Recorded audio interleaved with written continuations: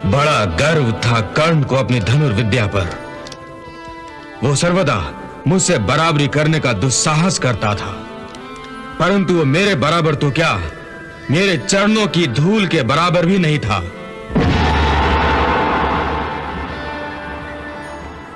जो सर्वदा अहंकार से सिर उठाकर बातें करने का दुस्साहस करता था, जिसका सिर कभी हम पांडवों के सामने झुका नहीं था, उसी कर्ण का सिर ही आज मैंने उसके धड़ से अलग कर दिया है। कर्ण का सारा गर्व, सारा अभिमान और सारा घमंड चूर चूर कर दिया है मैंने। केशव, तुम व्यर्थ ही कर्ण को महत्व दे रहे थे। तुम व्यर्थ ही कर्ण की प्रशंसा करते थे।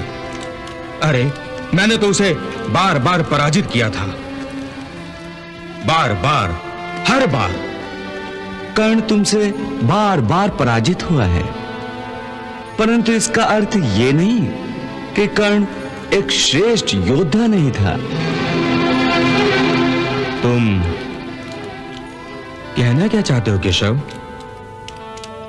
मैं श्रेष्ठ योद्धा नहीं हूं, मैं सर्वश्रेष्ठ धनुर्धर नहीं हूं। पार्थ, पितामह भीष्म तुम्हारे बाणों के कारण निष्क्रिय हुए थे ना? हां। तो क्या पितामह भीष्म से तुम श्रेष्ठ धनुर्धर हो गए? नहीं केशव, पितामह भीष्म की बात दूसरी थी।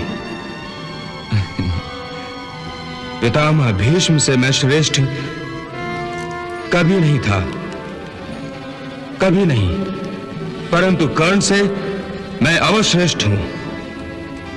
पता नहीं तुम कर्ण का ही पक्ष क्यों ले रहे हो। मैंने जब भी कर्ण के रथ पर बाण चलाया है, तो मेरे बाण के प्रहार से कर्ण का रथ 10 कदम पीछे हट जाता था, 10 कदम। और कर्ण जब मेरे रथ पर बाण चलाता था, तो मेरा रथ केवल 2 कदम पीछे हटता था।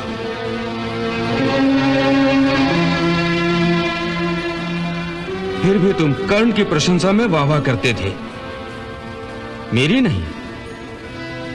क्या दोनों के बाणों के प्रहारों की शक्ति में इतना अंतर यह सिद्ध नहीं करता कि मैं श्रेष्ठ धनुर्धर हूं?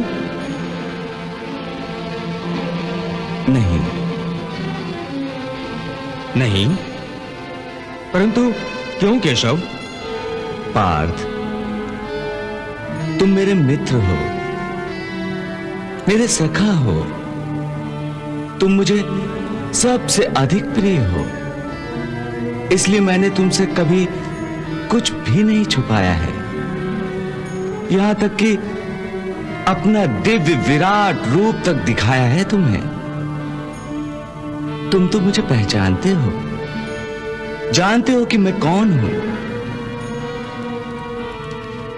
हां केशव, मैं जानता हूं कि तुम त्रिलोकीनाथ हो।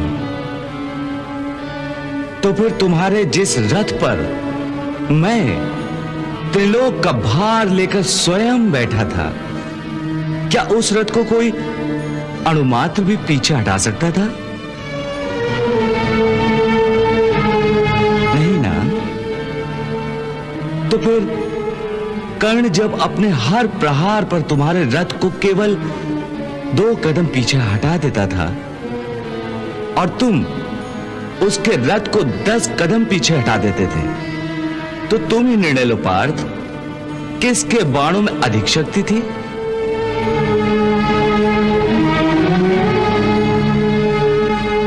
पार्थ, असल में कर्ण तुम्हारा प्रथम शत्रु नहीं है, बल्कि अहंकार तुम्हारा प्रथम शत्रु है। इसलिए तुम अपने शत्रु के अधीन होकर समझ रहे हो कि कर्ण का वध तुमने किया है। केशव, रथ को पीछे हटा देने की बात तो ठीक है, परंतु इसमें क्या संदेह है कि मैंने कर्ण का वध नहीं किया है? नहीं पार्थ, कर्ण के वध के लिए तुम केवल एक माध्यम बन गए थे। असल में कर्ण का वध तुमने नहीं किया, भार्गव परशुराम जी के श्राप ने किया था। परशुराम जी का शाप? हां पार्थ, इसीलिए मैं कहता हूं कि कर्ण का वध तुमने नहीं किया, कर्ण को उसके गुरु के श्राप ने मारा है।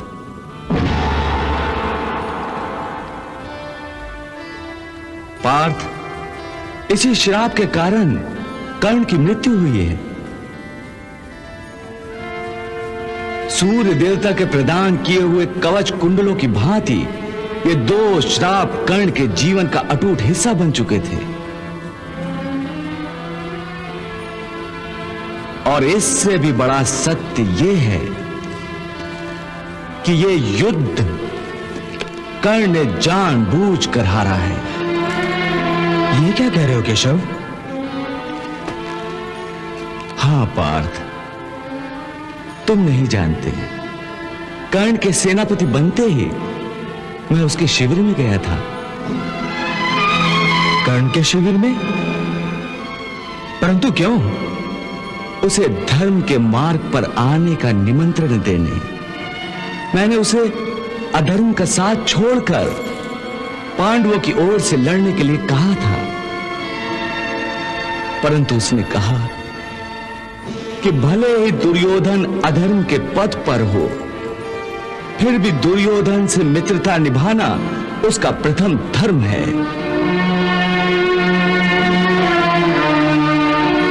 इसलिए वो प्राण त्याग देगा, परंतु अपने मित्र को धोखा नहीं देगा। और वही उसने किया। अधर्मी से मित्रता भी निभाई और अपने प्राण देकर धर्म की विजय का पथ भी प्रशस्त कर दिया। हाँ पार्थ, तुमने कर्ण के अंतर में झांक कर नहीं देखा। कर्ण की आत्मा एक महान आत्मा थी। पार्थ, ऐसे लोग युगों युगों में कभी कभार ही पैदा होते हैं। लोग कर्ण को दानवीर यूं ही नहीं कहते।